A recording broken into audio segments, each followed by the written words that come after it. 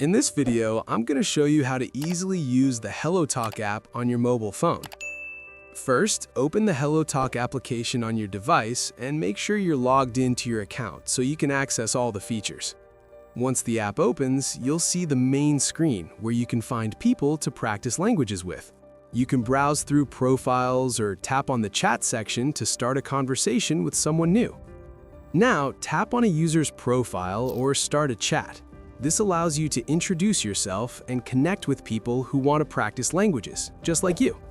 Next, type the message you want to send. You can talk about yourself, your language learning goals, or simply say hello. A friendly and personal message helps start a better conversation. After typing your message, tap the Send button. You can also send voice messages, images, or audio clips if you want to practice speaking or listening. Once you start getting replies, continue chatting, ask questions, and practice your language skills with native speakers. And that's it. That's how you use HelloTalk on mobile. If this helped you out, please subscribe. It really helps me out as well. Thanks for watching, and I'll see you in the next one.